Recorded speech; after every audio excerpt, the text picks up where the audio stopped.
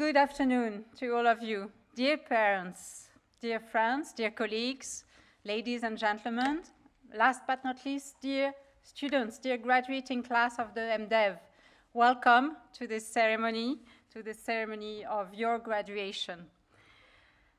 Dear students, dear soon-to-be graduates, you've made it. You've gone through and fulfilled all the requirements of a demanding program, and you should be proud of that. You should be proud of your achievements. You should be proud of your success today. But maybe more importantly, you should be proud of the individual that you have become in the process. Please give yourself a huge round of applause.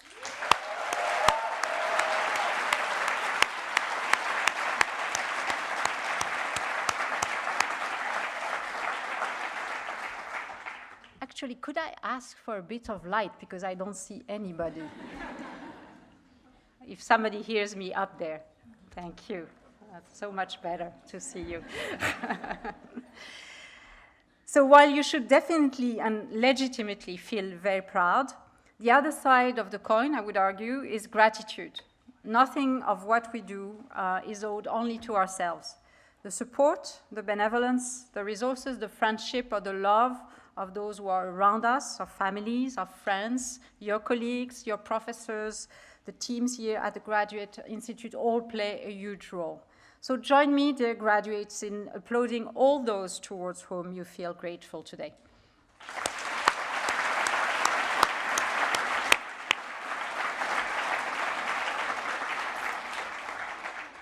And on a personal anecdotal note, a few weeks ago, I was myself sitting in a room very similar to this one, as the mother of a wonderful graduating young woman.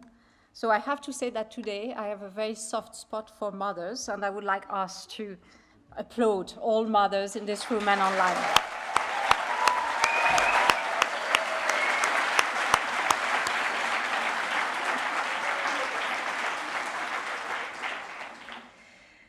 So during your years at the Institute, while the challenge of a demanding program was heavy in itself, many of you also had, in addition, to come and adapt to a very different context and culture.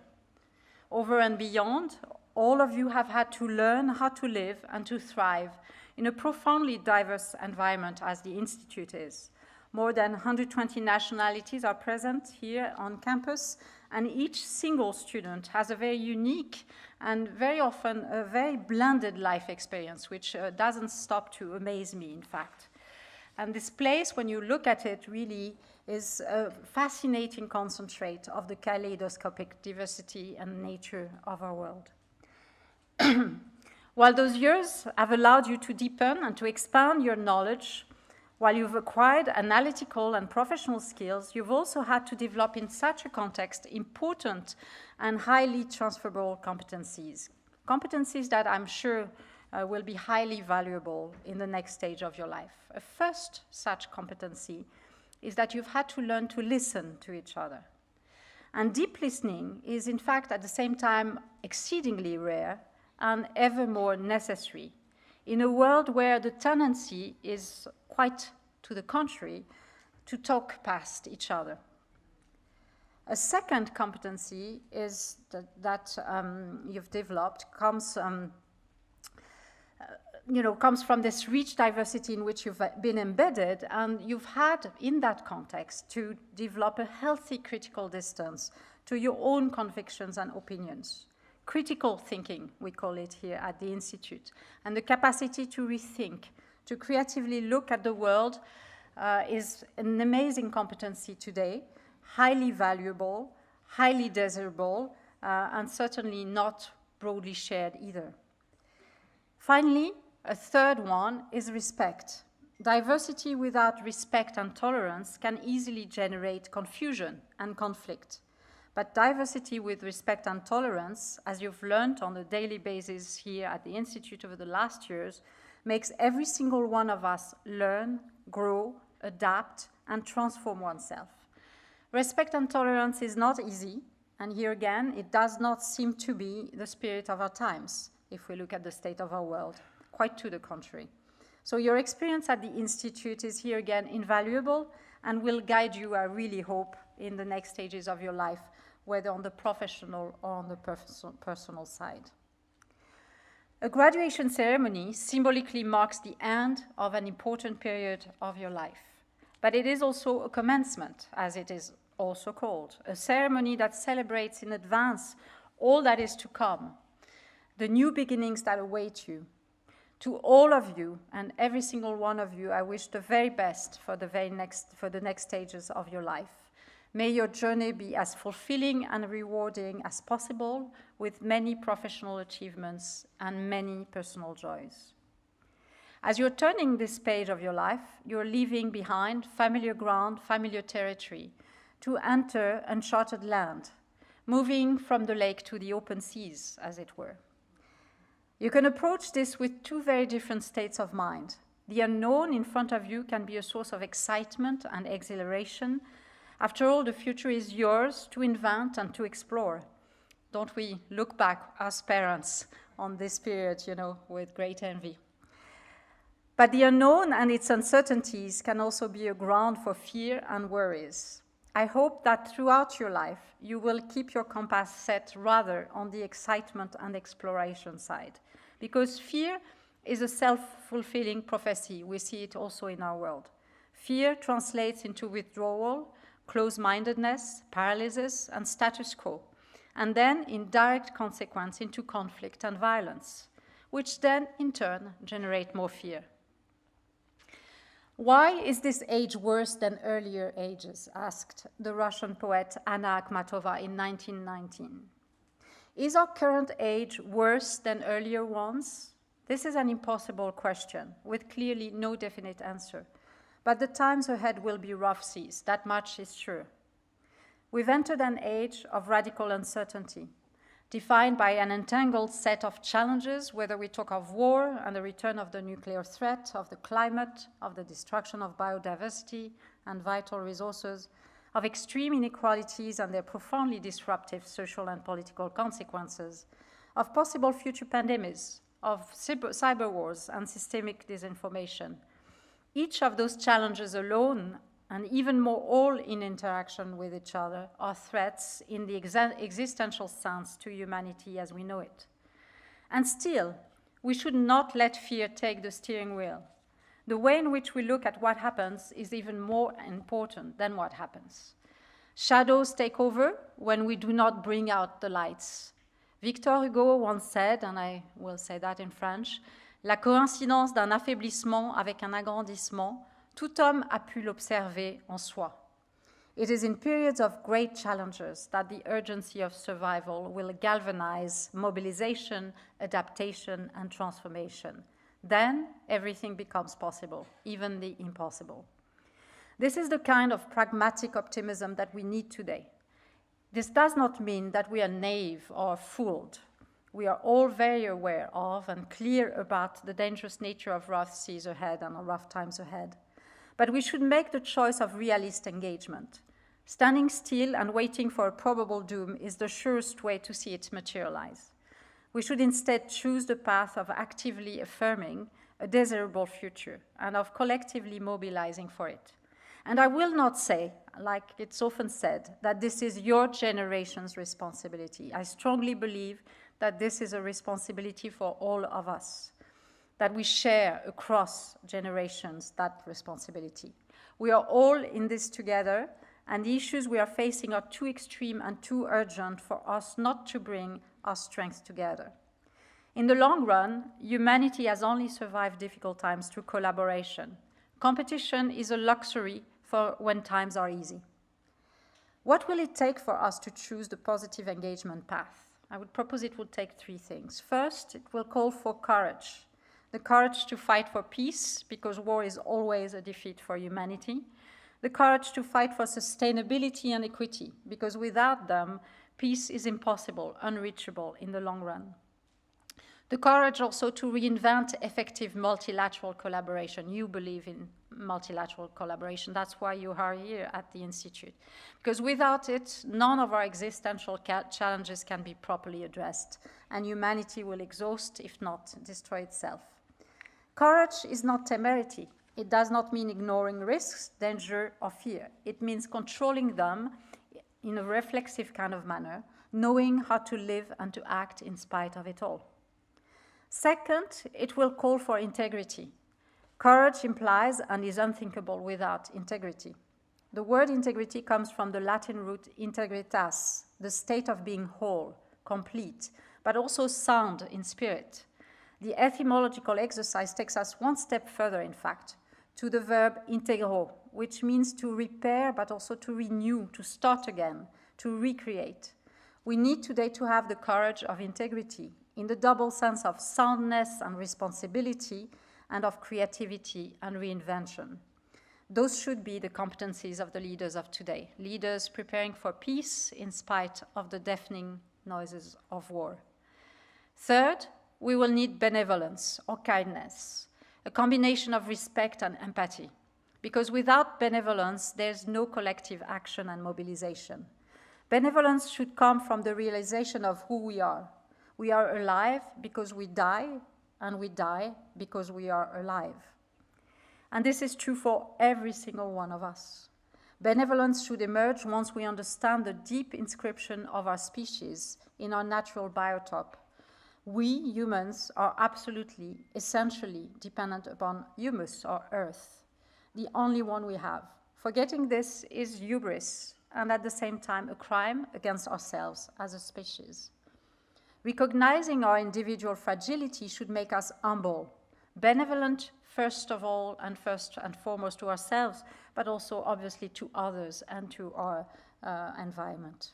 Herein lies, I will propose to conclude, the source of our collective strength, the well from which humanity has always drawn its resilience.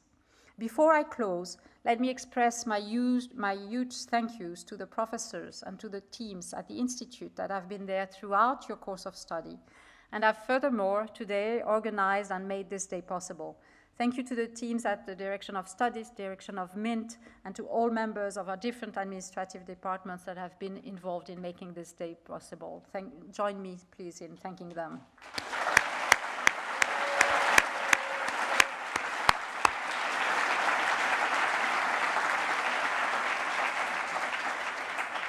So I now declare this ceremony open, and I will leave you in the apt hands of your Master of Ceremony, Claudia Seymour. Claudia.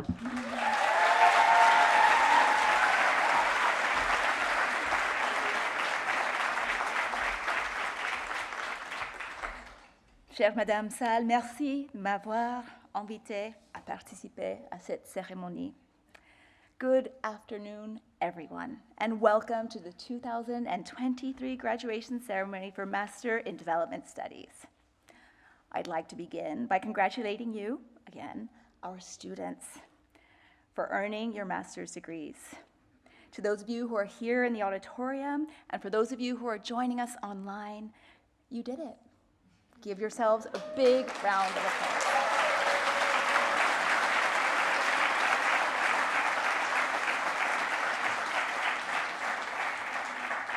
We must not forget to thank the multitudes of friends and family who have supported our students. Without them, today would simply not have been possible. So to all of you who have supported our students from across the world, thank you.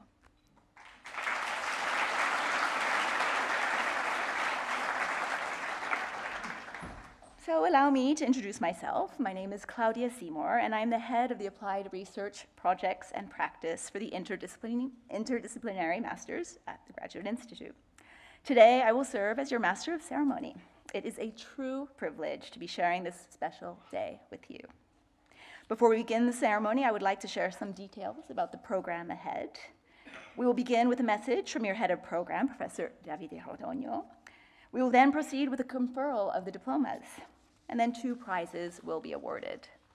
We will honor the laureates of the prizes of the Fondation RDT and the Association Genève-Asie. After that, your class representative, Xiao Chuan Yu, will share her experience at the Institute and address a message on behalf of all of our students. To conclude the ceremony, we will have the honor of listening to the commencement speech by Natalie Africa, Senior International Development Professional with the Bill and Melinda Gates Foundation. I now have the privilege of inviting Professor Davide Rodogno to join me on the stage and to address the Master of Development Studies students. Professor Rotoño.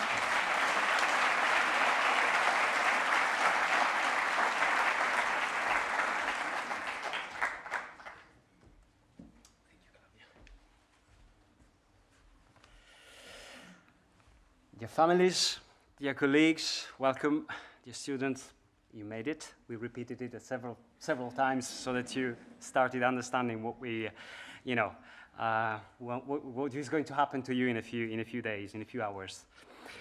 Before we get there, I would like really to thank you all personally for, if the Institute is changing, hopefully for the better, it is thanks to your inputs and insights. You triggered and sustained many of the changes that became reality. So, thank you. Change is ingrained. It is a perpetual quest of any institution that claims to be and remain sound. However, it is not an easy quest. Some of us might think of the myth of Sisyphus. Others might think of Don Quixote. These analogies are not entirely wrong. Adapting to innovate is hard. But as some say, that's the nature of the beast, of our work, and quite likely, I think, the nature of the work you will shortly start. I hope you're living our institute with this idea of perseverance, ready to start again 1,000,000 times if necessary. Resilient, you will be ready to fight the battles you believe in. You will be self-critical and constructive, ready to acknowledge your mistakes and the positive changes you contributed to enhance. But this year, my graduation speech revolves around something else, the notion of diversity, which, by the way, thanks to you, we introduced as one of the specializations of the Reform MINT program. I would like to read a letter that a very well-known filmmaker, whose identity I will not disclose, wrote to the New York Times on the 19th of November, 1993. So, 30 years ago.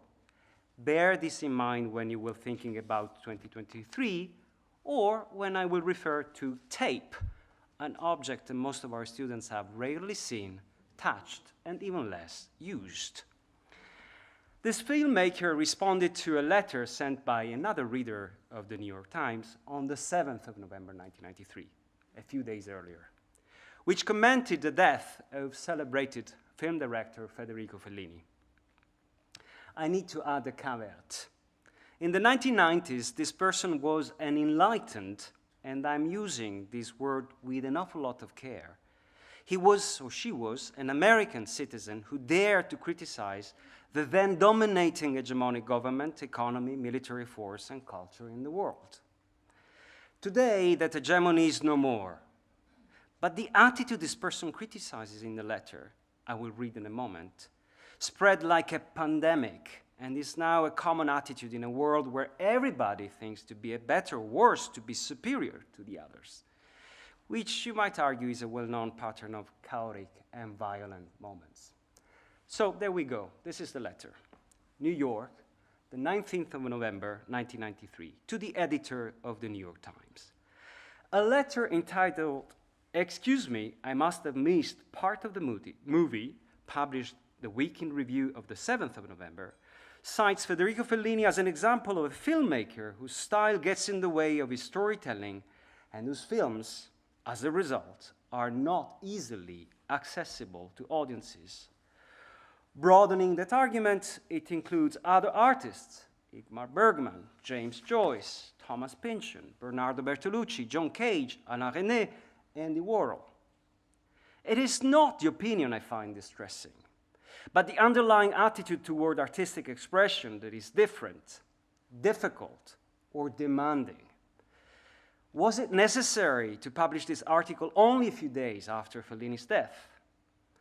I feel it's a dangerous attitude, limiting, intolerant. If this is the attitude toward Fellini, one of the old masters, and the most accessible of that, imagine what chance new foreign films and filmmakers have in this country. It reminds me of a beer commercial that ran a while back. The commercial opened with a black and white parody of foreign film, obviously a combination of Fellini and Bergman.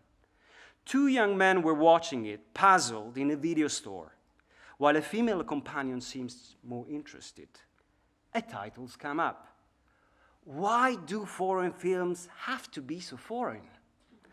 The solution is to ignore the foreign film and rent an action-adventure tape filled with explosions, much to the chagrin of the woman. It seems the commercial equates negative association between women and foreign film. Weakness, complexity, tedium. I like action-adventure films too. I also like movies that tell a story. But is the American way the only way of telling stories? The issue here is not film theory, but cultural diversity and openness. Diversity guarantees our cultural survival. When the world is fragmenting into groups of intolerance, ignorance, and hatred, film is a powerful tool to knowledge and understanding. To our shame, your article was cited at length by the international press.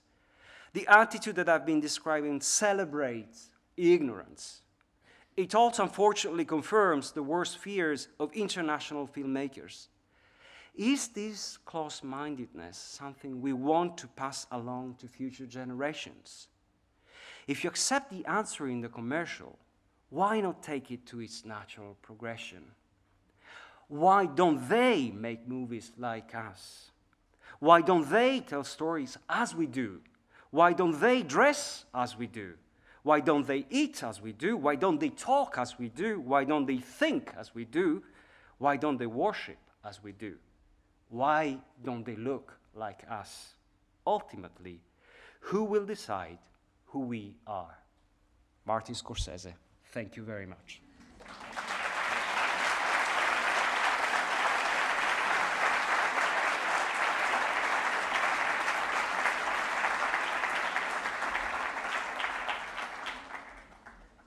Thank you, Professor Rodogno. We will now proceed with the conferral of diplomas for the Master in Development Studies. I will call each master student individually. You will go to the side of the room, come up on the stage using the staircase on your right. You will collect your diploma and then come down to the center of stage so that we can give you a round of applause to congratulate you. Our photographer will take a picture of you. And then you can head back to your seat through the center stage staircase.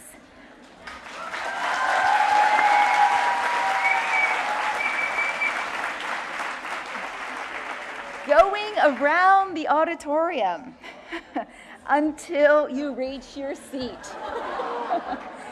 Thank you, Gabriele. Scorsese is next star, I see.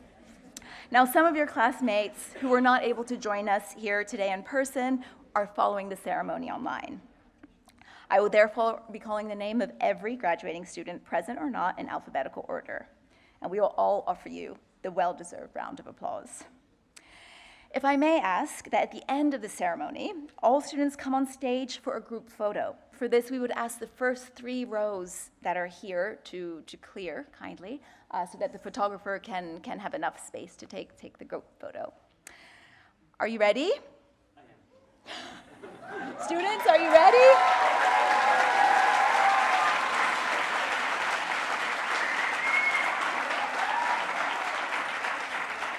Okay. Let's begin. Ikran Ali Abdirahman.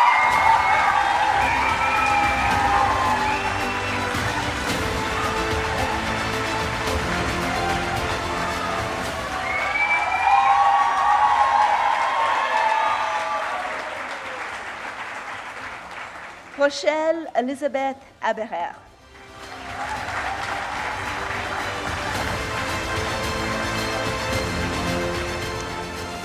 Nishta Sakin Agarwal.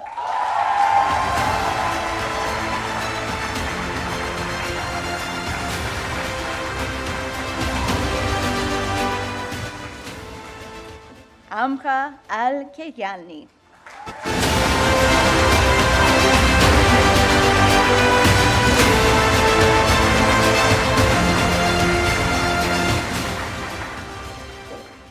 Shreya Anand.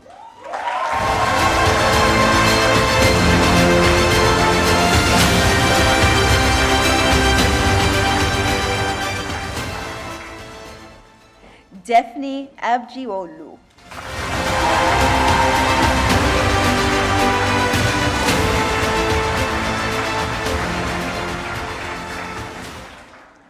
Abhinandan Banerjee.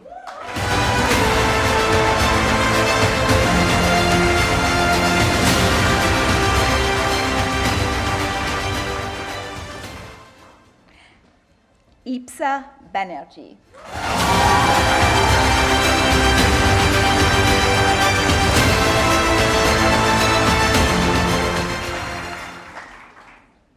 India Marguerite Sonia Belgardi.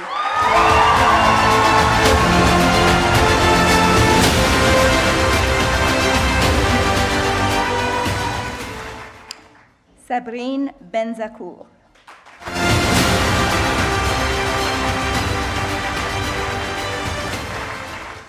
Sonia Mimi Ban.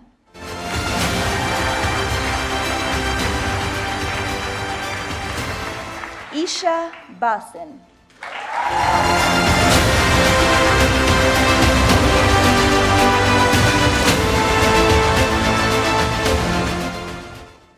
Carmela Bigler.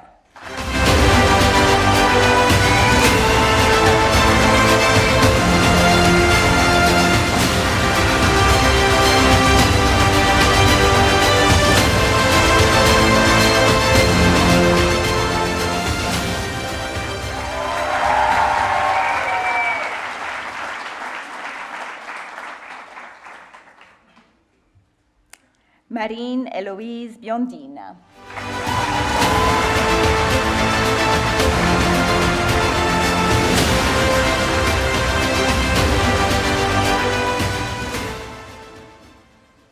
Angie Bittard.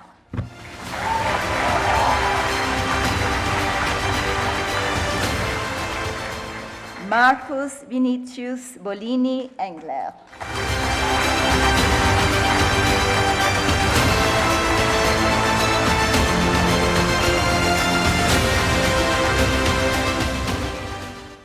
Henry Christopher Boone.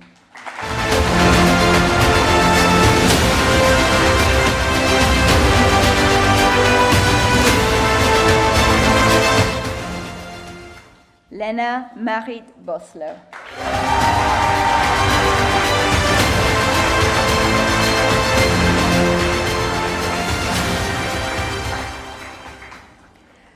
Monica Selassie Butcher.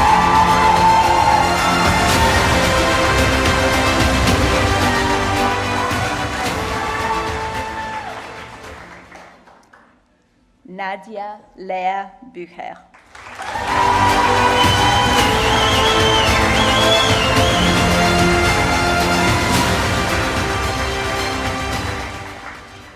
Yannick Bucher.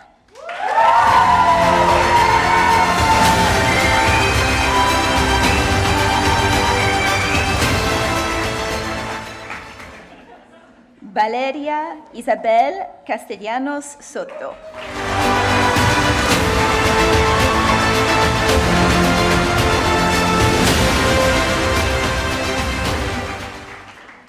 Sarina Chandaria.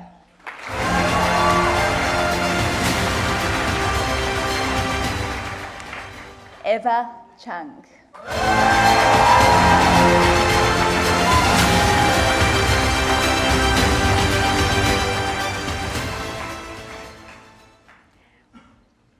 Weijia Chen.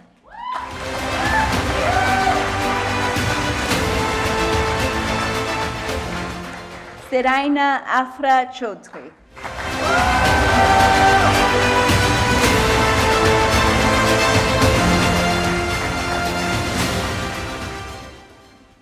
Ogulsan Chilingir.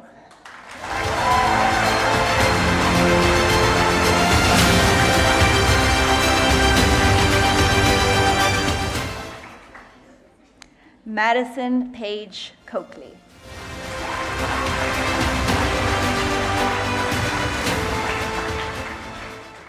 Jeanne Ursina Corti.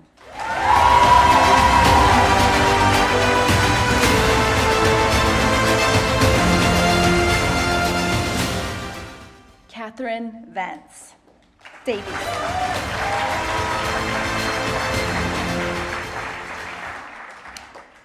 Arine De.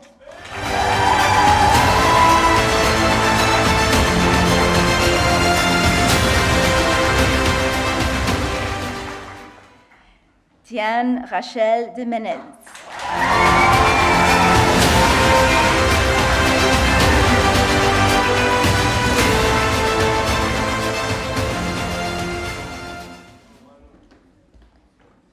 Diego del Moral Suarez.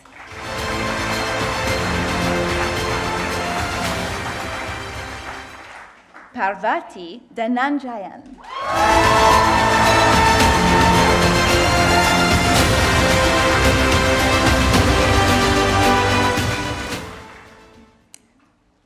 Julia Di Maio.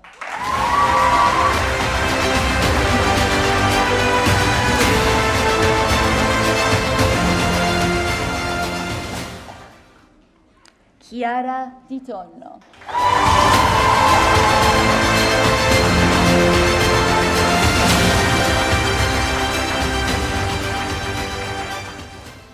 Ève Dorine Blanchard.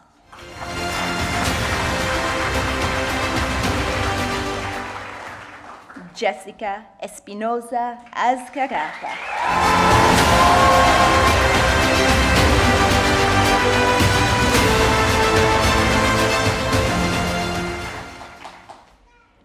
Xinqi Feng.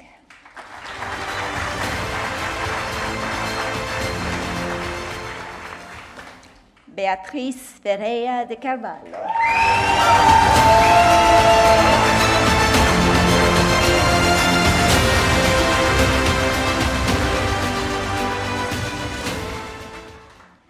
Ramata Virginia Frankel.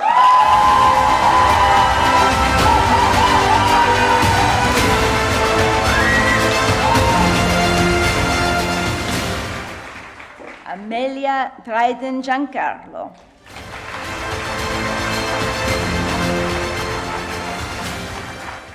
Paula Andrea Granados Jaramillo.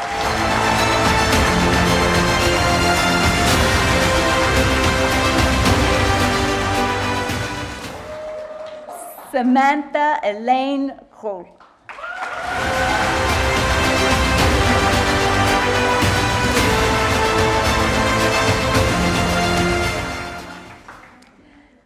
Anne-Lise Hadzopoulos.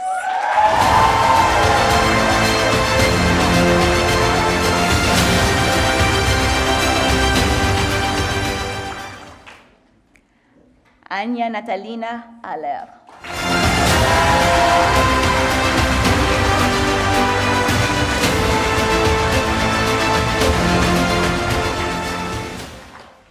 Margaret Reynolds Alton.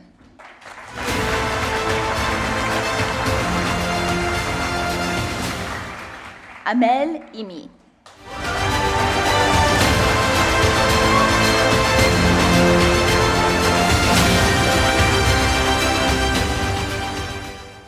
David Hoffman.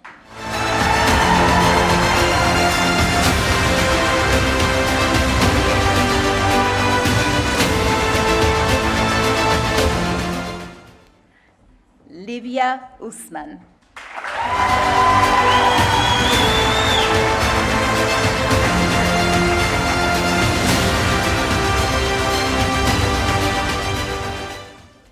Miret Georges Youssef Ibrahim.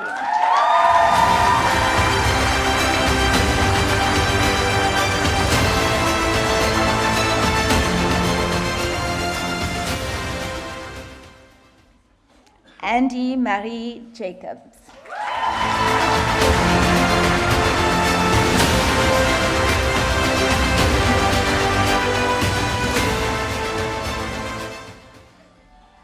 Zachariah Annie Kamis Jambo.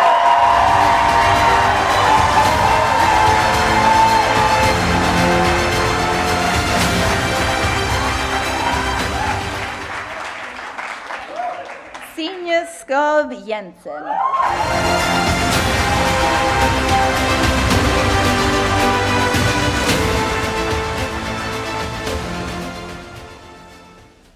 Asta Ja.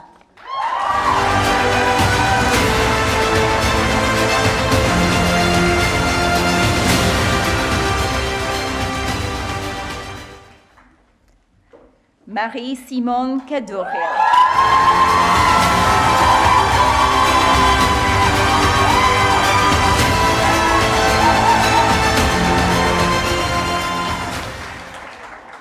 Maria Kemenayas.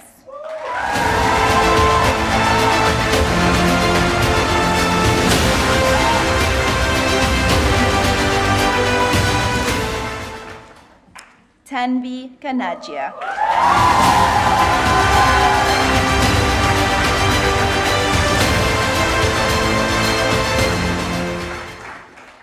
Annelise Njeri Karuta.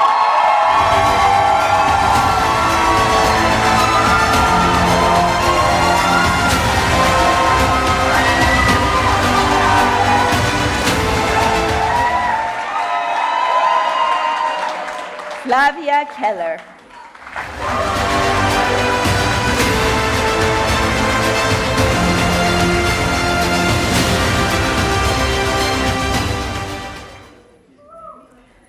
Mariam Kerfai.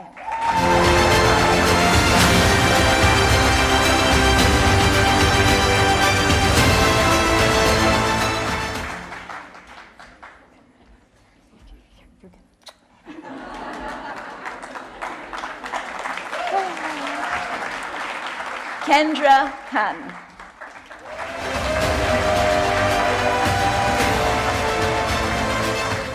Samantha Ku Su Yen.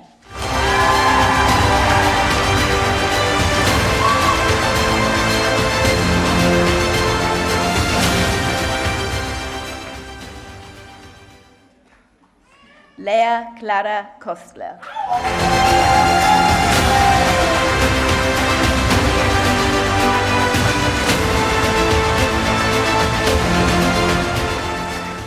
Marta La Plaza.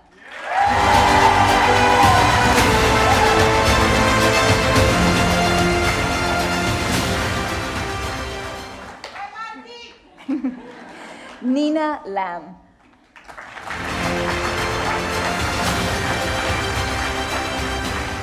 Emanuela Lamorte.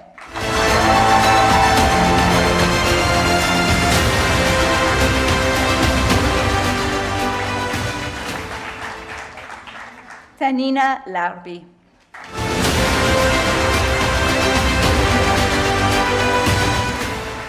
Camille Lau.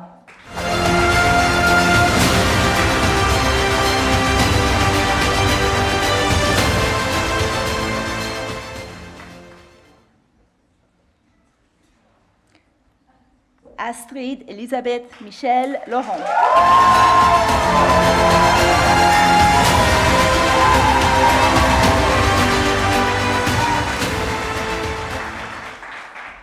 Agathe Levaselot.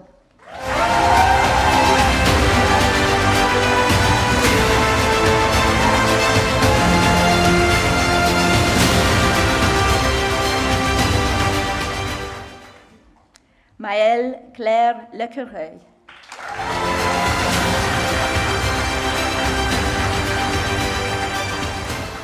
Ai Mi Lee.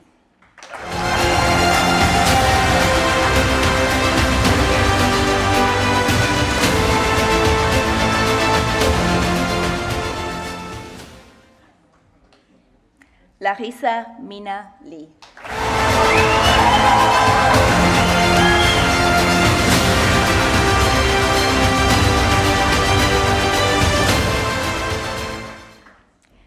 Yi Liu.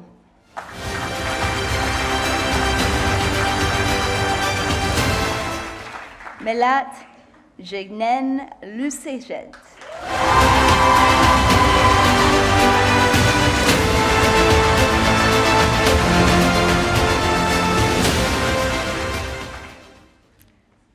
Juan Francisco Luna Lasso.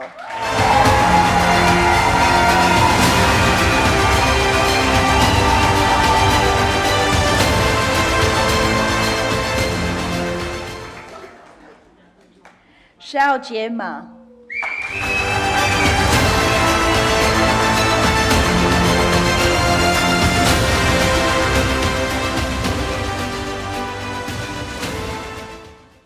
Jamie Elizabeth Maskant.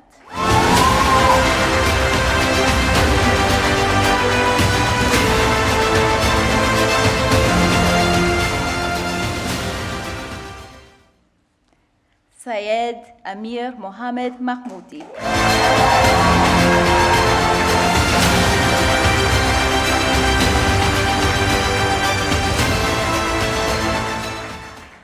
Meda Manish.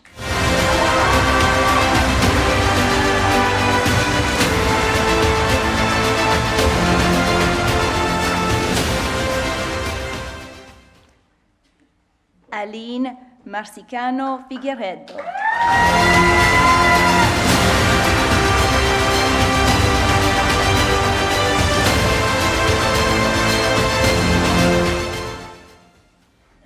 Cheyenne Nolani Mason.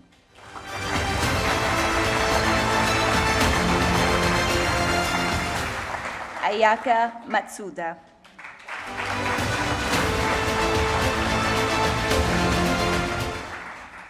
Genia Grecia Mejia Chupilon.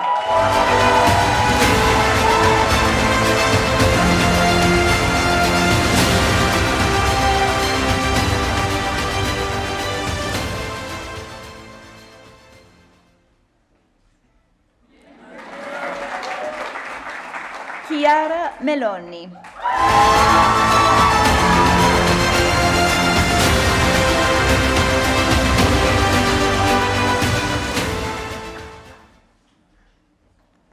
Alexandra Fernando Mera Riera.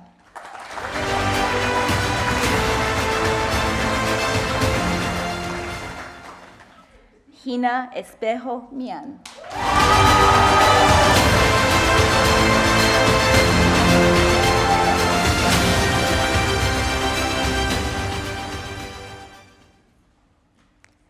Yasuka Mihara.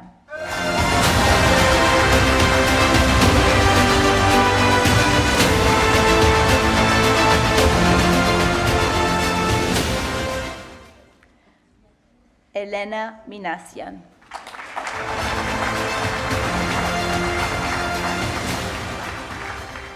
Koshalya Misra.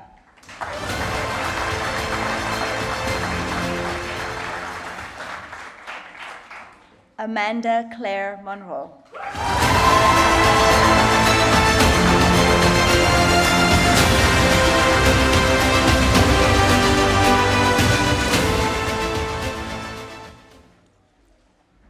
Victoria Moraes Mura.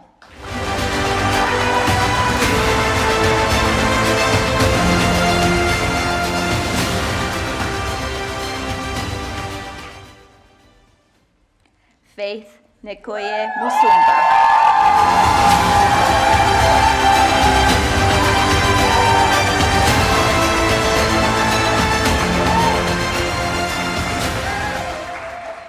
Shifali Kaur Nandra.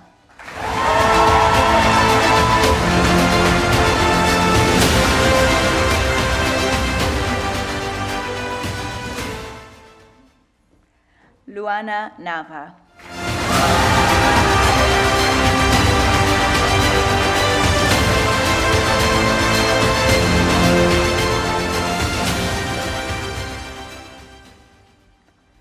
Joshua Alexander Newman.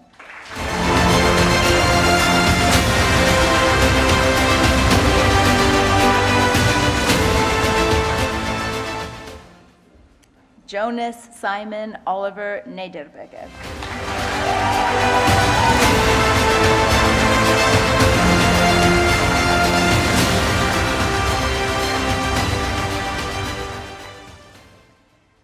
Emma Leonarda Magdalena Nisjen.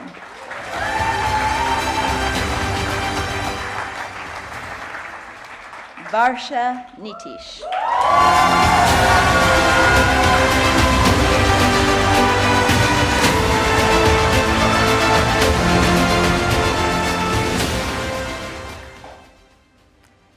Sekela Salome Omboka.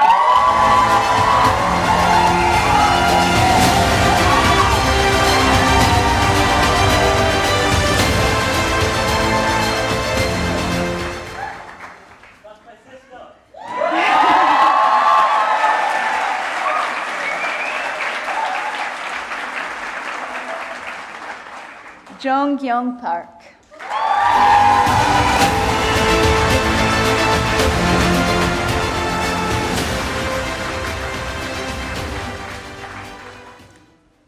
Geraldine Probst.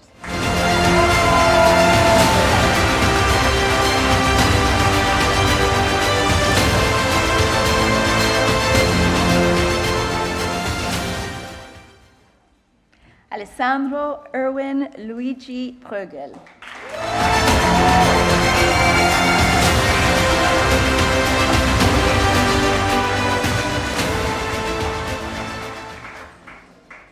Mega Kaveri Putukod Sriram.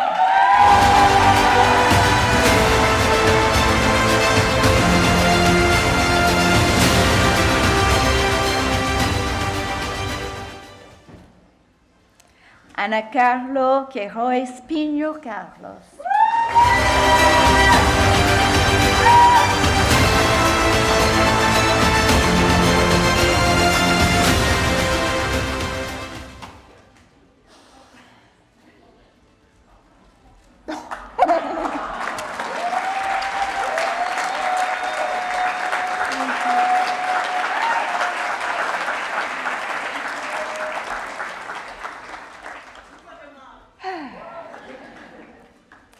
José Daniel Reyes Silva.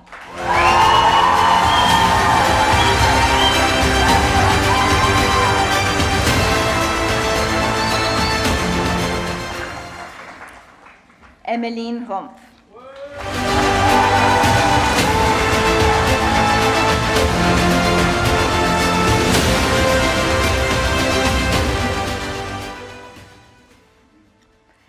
Adriana Coralia Sáenz Tinoco.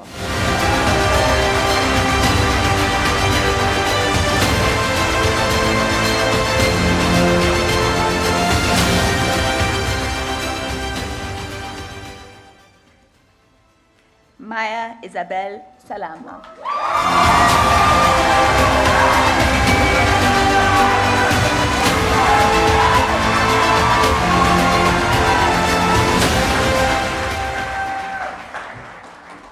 Adriana Santiago Pineda.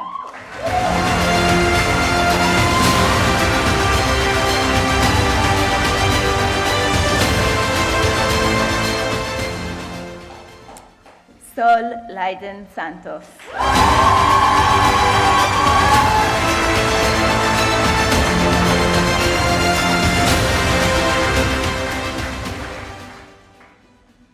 Valentina Saponara.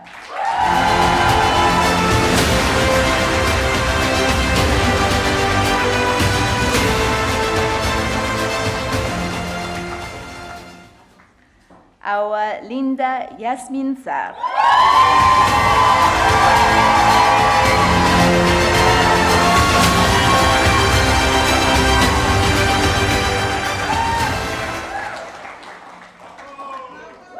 Madita Schultz.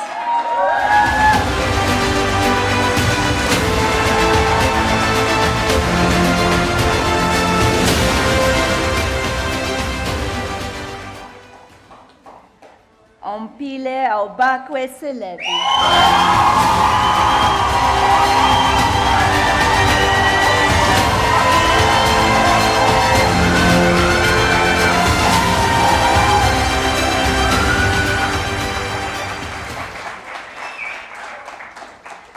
Yuxian Sil.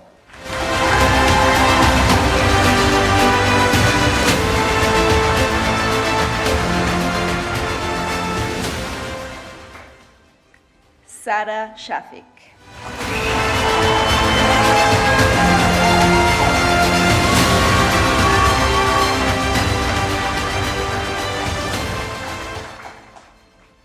Eli Niraj Shah.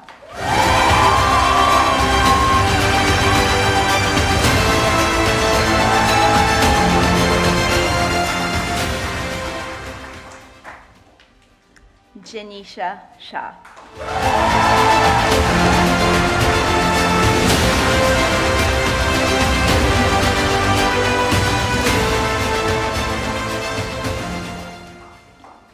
Prashi Sharma.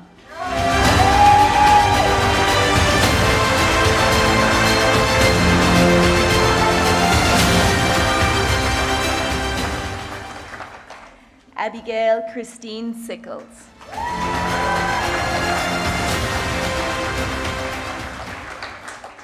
Emily Juliana Simpson.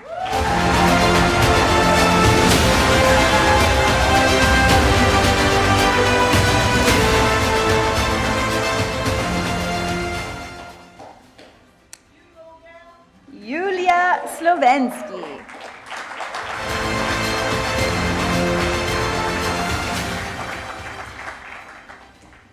Julia Magdalena Sokolowska.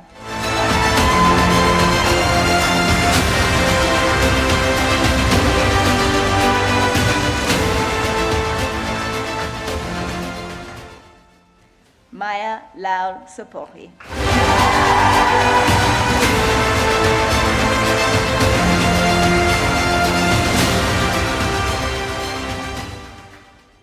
Sarah Ella-Marie Steedley.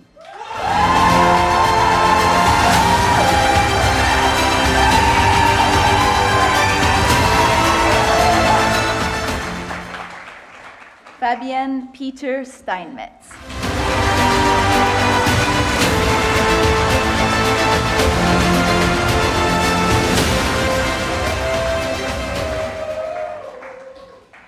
Vivian Rue Talbert.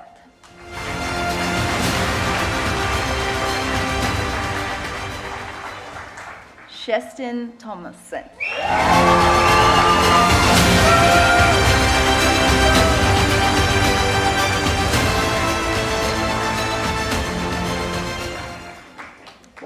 Krista Maria Ethel Tingbrandt.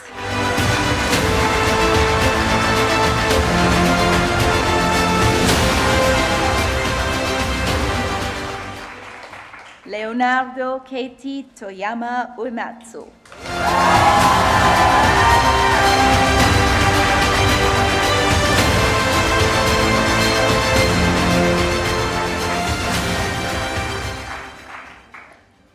Daisy Wuyanzi.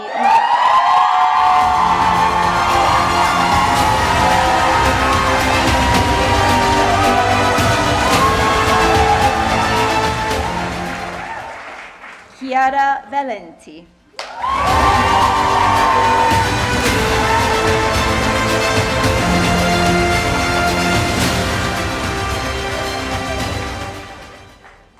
Nicole Vargas Rivera.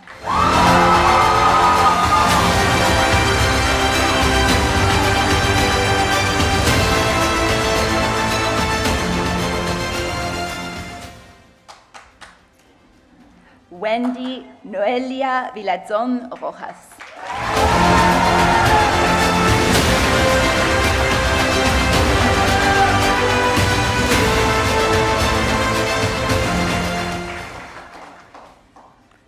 Tae-Hung Woo.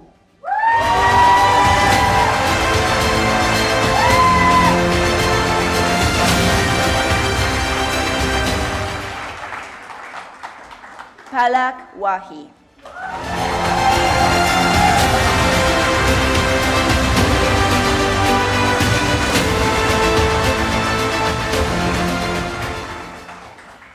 Elona Wallen.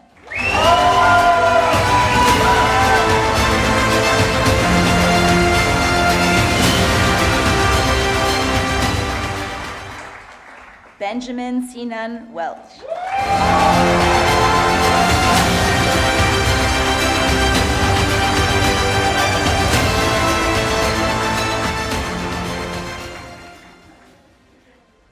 Jiayu Xiao.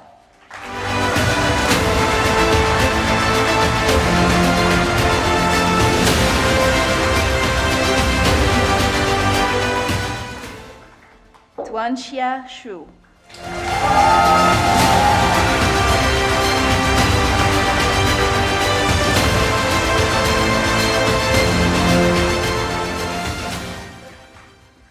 Jing Yi Ye.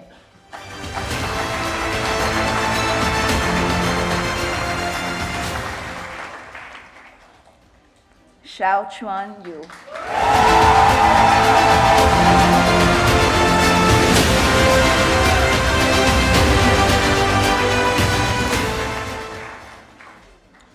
Zoe Ann Zahariadis.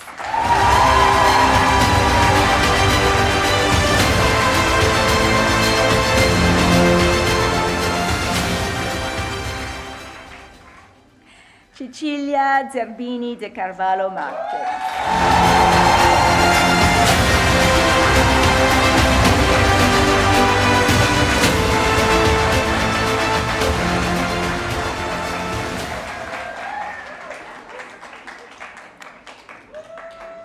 Congratulations to all the graduates of the Masters in Development Studies.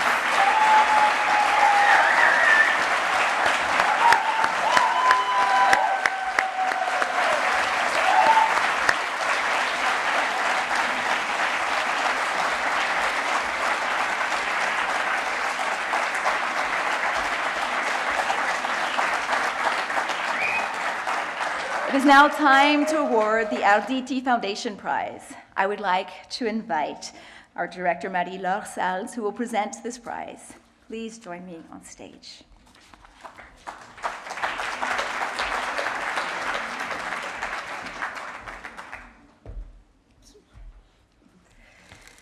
So normally, Metin Arditi, who is the president of the foundation, would be here with us and he would be presenting the prize. He's unable to be with us today, so he asked me to read a small text that he sent me. So I will read. The text is in French. À sa création, il y a de cela 35 ans, la fondation Arditi s'est retrouvée devant une interrogation. Donner des prix, soit, mais encore, selon quels critères? La réponse est venue dans l'instant, autour d'un café. Il faut que les travaux primés soient créatifs, c'est une évidence, mais il faut aussi qu'ils soient rigoureux. Autre évidence. Nous nous sommes alors dit, allons-y comme ça, on verra bien ce que ça donne en pratique, quitte plus tard à ajuster le tir. Nous n'avons depuis rien changé, car nous avons très vite constaté que les travaux satisfaisant cette double grille sont très très rares. Tel est le cas de l'exceptionnel travail de Swada Barpilania, intitulé Memoriam, Memes, Imaginations of the Past and New Ways of Telling History. Donc, une thèse un mémoire qui a été fait dans le département Histoire internationale et politique. Au-delà de ses qualités scientifiques intrinsèques, il nous éclaire dans le programme MIT, mais sous la supervision de David Erodogno, me semble-t-il. Au-delà de ses qualités scientifiques intrinsèques, il nous éclaire sur un enjeu d'une actualité brûlante, le regard que nous portons sur l'histoire, en un mot, sur ce qui est l'essence même d'une institution académique de haut rang, la difficile recherche de la vérité. Bravo à elle, nous dit Metin Arditi, et au Graduate Institute qui offre à Genève des travaux d'une telle qualité. Bravo à Swada, qui n'est malheureusement pas avec nous, mais qui a préparé une petite vidéo que je crois nous allons voir maintenant. I would like to thank the Arditi Foundation and Monsieur Arditi for bestowing this honor upon me. I also want to thank my department, my professors, and especially Professors Rodonio and Russell for their guidance and support during this project. Lastly, I also want to thank all my colleagues. This thesis would not have been possible without you.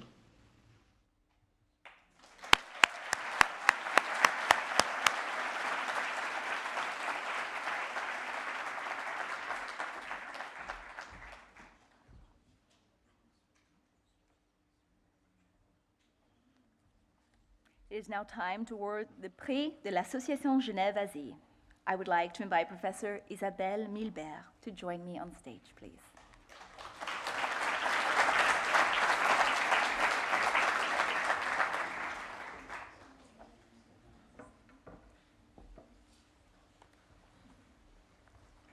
Dear Professor Salle, dear colleagues, dear participants, and dear students, it is great to be back among you all today. I'm quite impressed by the quality of all the masters that have been displayed today and the quality of your studies.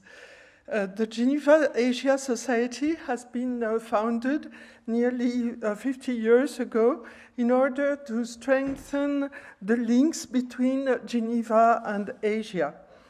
Among other activities, such as conferences and scientific activities, the Geneva Asia Society funds a few students' research every year at the Graduate Institute in order for them to be able to travel to Asia and to do field work in the preparation of their master thesis. But also, this year, for the fourth time, we are awarding a prize to a master thesis related to Asia.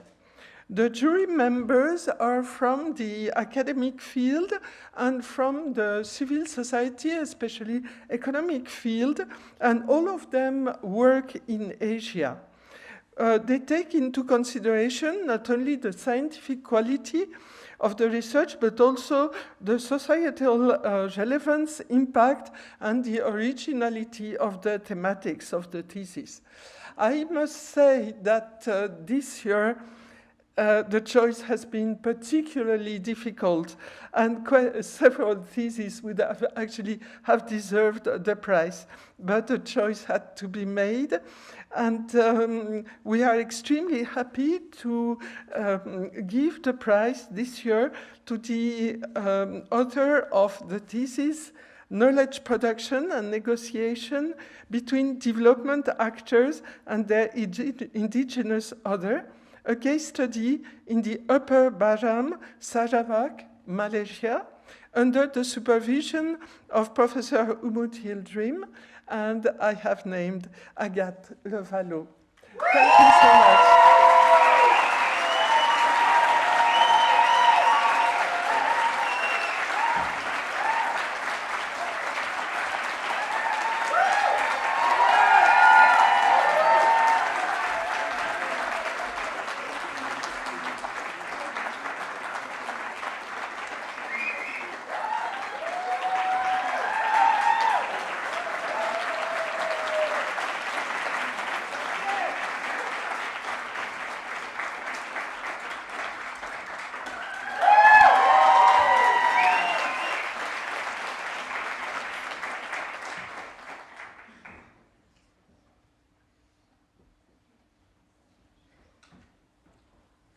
In a moment, your student representative, Xiao Chuan Yu, will be sharing a few words with you. But before I take leave of you, I would like to share my own heartfelt congratulations with you all. It has been a pleasure getting to know so many of you over the past 2 years. You have worked so hard, overcome great challenges, and seized all the opportunities presented. We have learned and grown so much together. As you enter this next chapter of your life, it is our hope that the knowledge and insights you gained during your time at the Institute will put you in the best possible stead as you do your work in the world. We wish you all success and every happiness along the way.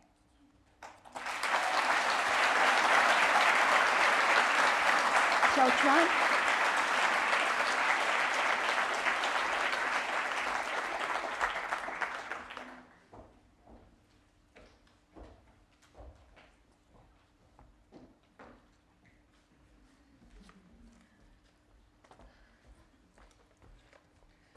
First of all, Claudia, your class made a lot of people cry, and I think today some people will cry too after the ceremony. But friends, family, and dear faculty members and everybody here today, it really warms my heart to see so many happy faces here today to celebrate this day that marks the incredible accomplishment of our new graduates. Today is a day of celebration and reflection. As we gather here to honor these accomplished graduates, we not only celebrate their academic achievements, But also we take a moment to express our sincere gratitude to those people who have played a great part in shaping our journey. Dear graduates, please have a look at your diploma right now. It marks a significant milestone in your life. Behind this accomplishment, I know there were countless hours of studying, researching, theorizing, and our hard work, dedication, and resilience have finally brought us to this moment today. So please, always be proud of yourself and own your success. But as we all know that nobody achieves greatness in isolation, so today is also the day to appreciate the partners, parents, siblings, and extended family members who have provided unwavering support. Your support and belief in us have been instrumental in our success. Moreover, we should also acknowledge the exceptional faculty members here at the Graduate Institute who have dedicated themselves to teaching, guiding, inspiring, and challenging us. Your passion for teaching and mentorship have empowered us to become the scholars and change makers we see today. Our gratitude also extends to all dedicated staff at the Graduate Institute. Your efforts have played a crucial role in shaping our experience in the past 2 years. Dear graduates, I still remember how we met on our first day here. But at that time, I only saw half of your faces because everybody had to wear face masks back then. It was only 2 years ago, but I feel like forever has passed. Do you still remember how you felt on your first day here? Maybe there's some sentiments of sadness, nostalgia, maybe some excitement for future endeavors. But after 2 years of study and hard work, I think maybe it's about time to say that I am tired, we all are.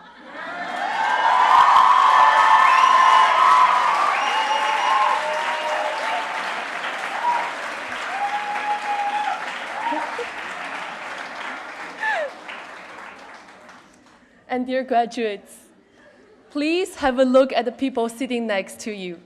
Are they beautiful today? Yes.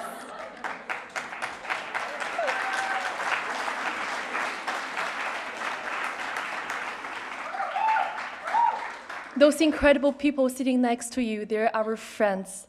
They're our classmates and partners. Those are the people who we share those 2 valuable years with. And it's not just the good times that brought us together, but it's also the shared struggle and collective resilience that have defined and shaped our journey. At times when we doubted ourselves, we always found strength in the support of our friends and peers. So please take a moment to appreciate those lovely people sitting next to you.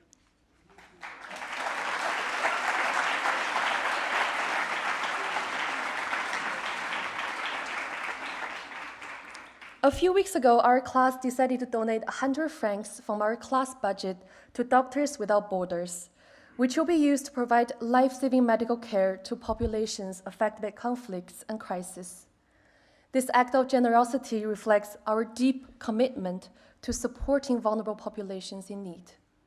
And dear class, I applaud your kindness, your dedication, and your passion to do something good in this world and to bring positive changes.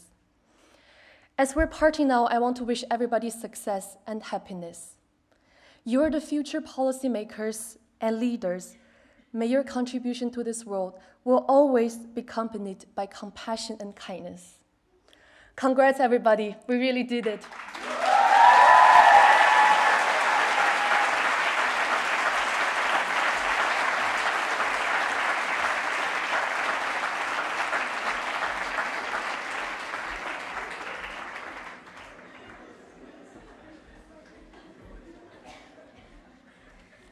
Thank you, Chukun. Thank you for representing your colleagues. Thank you to all. It's my privilege now to welcome our keynote speaker for this ceremony, Nathalie Africa. Nathalie moved to Geneva in 1989 for a one-year internship at the World Council of Churches. She then applied to the Graduate Institute and she obtained a diploma of International Relations, Political Science in 1991. She had the great fortune, as she says herself, to meet Nelson Mandela when he visited Geneva shortly after his release from prison. Born and raised in exile in Zambia and Zimbabwe, returning home to a free, democratic South Africa had been her family's lifelong dream. So after graduation in 1992, she headed back to South Africa, where she worked in the NGO sector, ultimately coordinating a national NGO mobilization for the 4th UN World Conference on Women. In 1995, she was recruited by South Africa's Department of Foreign Affairs and posted to Paris as Counselor for Multilateral Affairs, representing South Africa at UNESCO, the OECD, and other entities. Reflecting her growing interest in finance and business, she worked for ABSA Barclays Bank and then the International Finance Corporation as Regional Gender Coordinator for Africa, combining her interest in finance, development, and gender. She moved then to the UNDP, HSBC, and the United Nations Foundation, and has worked during this period in Africa, Europe, and in North America. Currently, she serves as Senior Advisor to the Director for Africa at the Bill and Melinda Gates Foundation. Since 2019, furthermore, Nathalie has been the President of the Alumni Association of the Geneva Graduate Institute until tomorrow, I think, Nathalie. Huh? Right. So a big thank you for being here today with us, Nathalie. Join me in thanking Nathalie and looking forward to hearing you.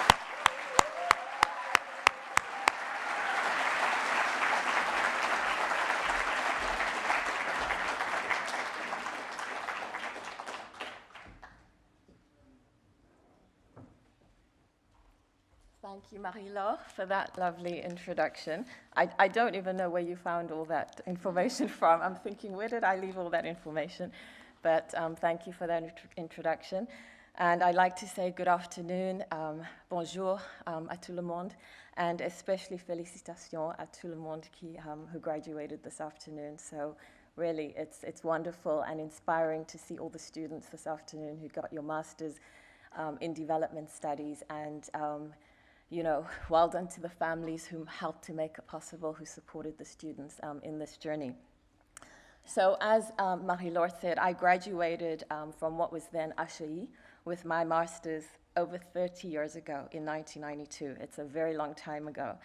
But, you know, I feel very lucky because over the last 8 years, I've been a member of the alumni committee for the Graduate Institute, which has enabled me to reconnect with this wonderful place, with the faculty, with the administration, and of course with the students.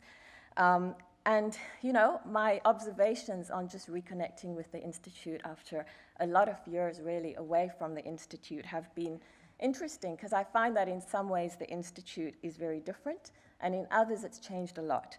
So, of course, the building is very different, right? When I studied here, we were all in the Villa Barton, the pretty pink villa, and now we have all this, which is just amazing. I've also found that the demographics of the Institute have changed a lot. There's a lot more diversity, particularly from a gender perspective and particularly in the faculty.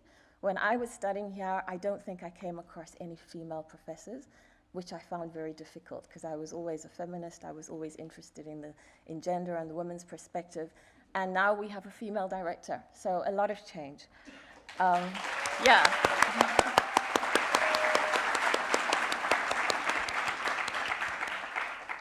Those days, back in the early 90s, there were, of course, two institutes. HEI, where I studied, which was International Relations, and IUD, which was the Institute of Development Studies.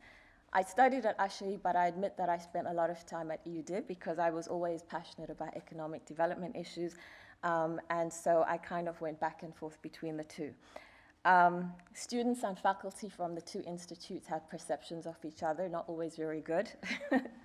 And the good news is that now the two have merged, and we have a combined and holistic view of international relations and development, as we should, because that is how the real world works. So you can only benefit, and you have benefit.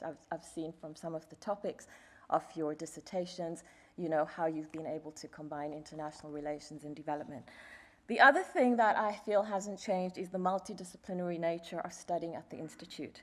In life, everything is linked, yet organizations and academia tend to thrive in emphasizing verticals and fragmentation. So be thankful that the Institute promotes multidisciplinarity. And I heard from Marie-Laure earlier that there's even more of an emphasis on emphasizing the transdisciplinary nature of studies, because that is how the real world works. One person is connected to everything, and at the end of the day, we are doing this to benefit people. What also has not changed is the location in Geneva, and this is critical to the topic I'm going to address today. You know, Switzerland may be criticized for different things, but one thing that it isn't is it's not a former colonial power. And for me, having the institute situated in a country that's historically neutral and was not part of the 1884 Berlin Conference makes a difference to the outlook you may have on world matters. And I think it makes a difference to the teaching and the openness that the faculty may have. So I feel all those are great advantages and which haven't changed about the institute. But what I just said about the location of Geneva brings me to the topic I want to address today, which is about interrogating international development from a DEI lens. DEI standing for diversity, equity, and inclusion. And I'm thrilled that the Institute now has a focus on DEI. That's a big change from 30 years ago. But again, that's how the real world works.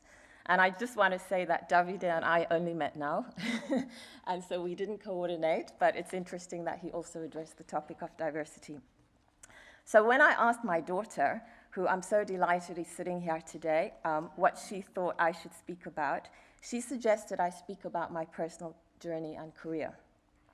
Now, when I was a bit younger, I would have rejected the idea because I felt that my work was important and I was secondary and incidental to the more important things that I wanted to do to change the world. And in many ways, our academic training teaches us about that objectivity and that we should not combine ourselves with the subject that we are trying to address. But over time, I've realized that the personal is indeed political and that my identity has influenced and informed what I do and how I do it. Over time, I've realized that my personal path as a South African woman who was born in exile, grew up in the liberation movement, I was surrounded by activists and political freedom fighters. I benefited from scholarships to study in Europe. All those things have greatly influenced my own outlook in my personal and professional life. It served as the catalyst and lens through which I approach my life and my work, and I've now worked in international development for about 20 years. So I want to ask each of you today, as the graduating students, what drives you to want a career in international development? And through what lens will you approach that work? Because you will not be neutral. Do you think you'll be neutral? I don't think so. I've learned that that doesn't really exist. Because we all come with a lens to everything that we approach, in our personal and professional lives. And being honest about interrogating that lens makes the difference between just indulging our own vanities and actually driving development. After the tragic killing of George Floyd in the USA in front of the cameras in 2020, many organizations, including the one I work for, did a great deal of introspection around their role, acknowledged or not, in perpetuating racism and inequality. The technical approach to development assumes that if we have good data, skilled experts, funding, and access to life-saving technologies and tools, that we're probably exempt from perpetuating inequality. Yet the ongoing debates in international development over the last few years have forced a deep and necessary interrogation about the neo-colonial nature of international development and led to debates on how we can do things differently and better. International development, whether we like it or not, has its roots in colonialism. The offering of development aid or technical assistance by Western governments and private foundations went hand in hand, just like Christianity before it, with a neo-colonial agenda, aiming above all at seeking or retaining influence. Naturally, this has led to mixed outcomes, which some would even say has further underdeveloped many countries in the South and encouraged corrupt, rent-seeking regimes. Now, this isn't to say that all development aid is pernicious. If I thought that, I wouldn't work in the sector, or that altruism does not actually guide many of those who work in development. There's a lot written about this topic, and I'm sure many of you have read some of the literature, including by authors such as William Easterly or Dambiso Moyo. And you can agree with some, all, or none of what they say. But I want to get even more personal today and share a few more reflections. I really like the work of Dr. Collins Arian Bua, who's a professor originally from Nigeria, of Health Policy and Behavioral Sciences at the State University of Georgia. He studies the interlinkages between culture and international development. He has a great story that I love to relay. He talks about two men who visit the graves of their wives who have passed away. One of the men puts flowers on the grave. The other puts a bowl of soup on the grave. The one who puts the flowers on his wife's grave says to the other man, "Why are you putting a bowl of soup on the grave? Do you think your wife is going to wake up and drink the soup?" And the other man says, "Why are you putting flowers on your wife's grave? Do you think she's going to wake up and smell the flowers?" So this is an example of intercultural difference. And who is right in this story? No one is right, right? It's a question of perceptions. So Professor Arian Bua asks us to question the question that we pose, which often in the development world assumes a deficit model in those we profess to be helping.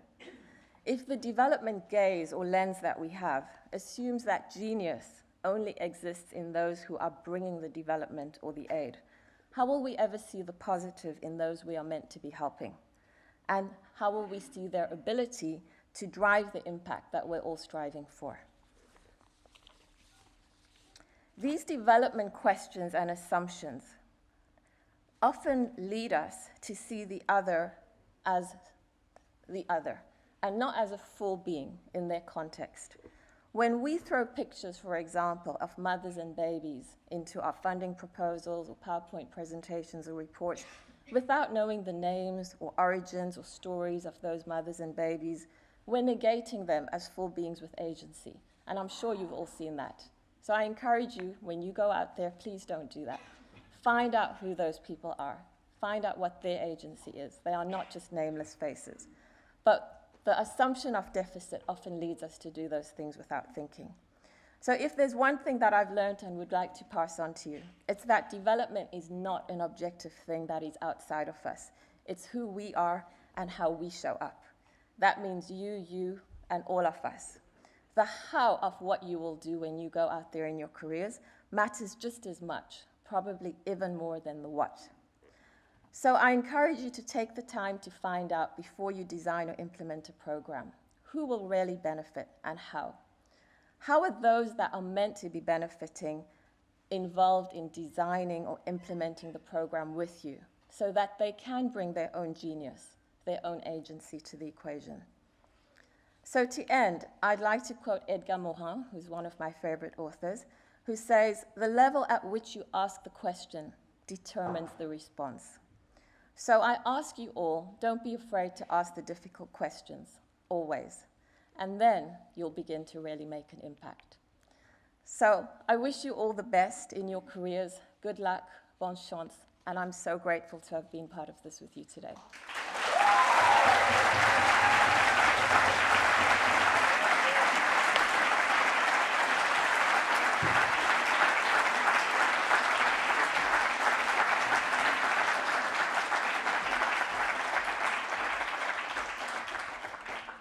Thank you again so much, Nathalie, really, for those inspiring words. So a bit more than 1 hour ago, when you entered the room, you were students. Now you're graduates, but as Nathalie just exemplified, that's not the end of your relationship with the Institute. That's the beginning of it to some degree, because you're also now an alumna or an alumnus, alumnae or alumni, depending on how we want to conjugate it. In any case, you're part of a family, a broad family of more than 20,000 members in all corners of the world, and wherever you end up, it's likely to be a chapter of graduates of the Institute, which we obviously encourage you to join. A bit more than 1 hour ago, when we started, I also proposed a three-dimensional compass to navigate the complex waters ahead: courage, integrity, and benevolence. I do hope beyond this that you will also be able to live your passions and to express your humanity. As Leo Tolstoy said, be courageous, sure, but never forget to love and to be happy. Enjoy yourself in the path that is opening in front of you. I wish you and every single one of you the best, professionally, personally, Be well, be happy, come back to see us, come back to talk to our students in a few years from now, like Natalie did today. Stay in touch. And now we will be watching a short movie on the alumni community and declare this ceremony closed. After that, you will have a picture moment, if I'm not mistaken. Don't go away too fast. And then later on, we are all obviously invited for drinks in the cafeteria and on the terrace. Be well, enjoy the rest of the day.